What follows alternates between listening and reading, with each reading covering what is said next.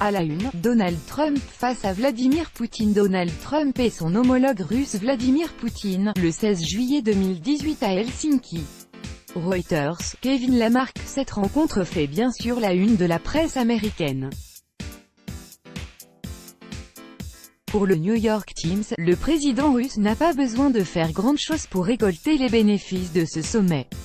Un sommet qu'il attendait depuis longtemps, et qu'il pourrait quitter en renforçant la position la Russie.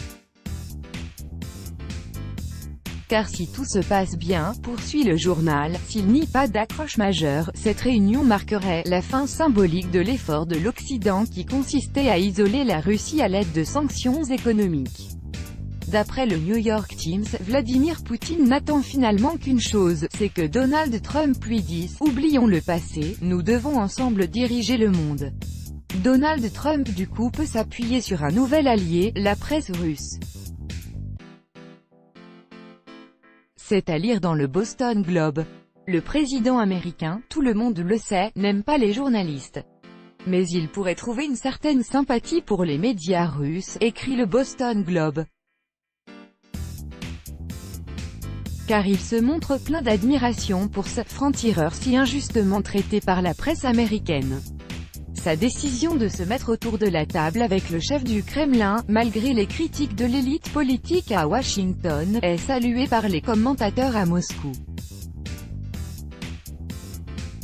Nicaragua, la répression continue. Au moins 10 personnes ont été tuées et 20 blessées dans des attaques lancées par les forces gouvernementales dimanche 15 juillet 2018 dans plusieurs localités qui sont aux mains des rebelles. Le véhicule d'un évêque a été visé par des tirs. La presse d'opposition condamne ces violences et pointe un seul responsable, le gouvernement. Un gouvernement qualifié de dictature par le journal La Prensa. Le président Daniel Ortega et sa femme se targuent de gagner leur guerre contre les étudiants, les paysans et les citoyens qui se rebellent sans armes contre la dictature et demandent liberté et démocratie. Et le journal de poursuivre, ils pensent que c'est une victoire quand ils saccagent les églises et agressent des évêques. Mais leur victoire est en réalité une défaite politique et morale. Le gouvernement poursuit la répression des manifestations alors qu'une délégation de l'ONU se trouve toujours dans le pays. Et les autorités apparemment n'ont pas envie de lui faciliter la tâche.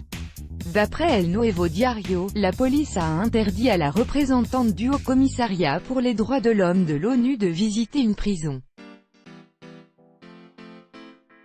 Accompagnée d'une équipe de la Commission interaméricaine des droits de l'homme, elle voulait se rendre au pénitentiaire El Chipote pour obtenir la liste de toutes les personnes arrêtées pendant les manifestations et vérifier la légitimité des faits qui leur sont reprochés. La France, championne du monde.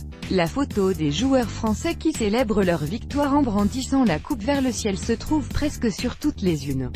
Révolution française, peut-on lire sur la manchette du quotidien uruguayen La República. Les Bleus ont mérité leur deuxième étoile, écrit le journal.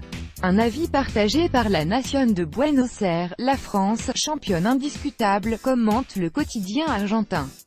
El Sol de Mexico, de son côté, se réjouit pour les Français, vive la France, titre le journal mexicain, en français. Le journal brésilien O Globo, pour sa part, estime que le travail entrepris par le sélectionneur Didier Deschamps devrait inspirer l'équipe brésilienne. L'équipe de France s'est-elle révélée la meilleure équipe du tournoi? C'est la presse canadienne qui s'interroge. D'après des experts, la réponse est non, peut-on lire dans Le Devoir, mais cette France opportuniste et bourrée de talent a démontré que parmi toutes les statistiques, une seule compte vraiment. Et c'est la première, tout en haut, celle des buts marqués. En tout cas, cette finale a été à l'image de cette Coupe du Monde 2018, remplie de surprises, a écrit Le Devoir. Les grandes équipes favorites qui tombent comme des mousses, la Russie qui atteint les quarts de finale chez elle, et bien sûr cette infatigable Croatie qui va jusqu'au bout avant de s'incliner sans avoir à rougir.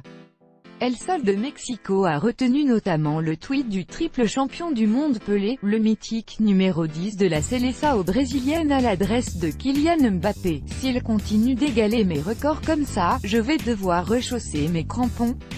Plus sobre, le titre du journal colombien El Nuevo Siglo, écrit en français, chapeau la France.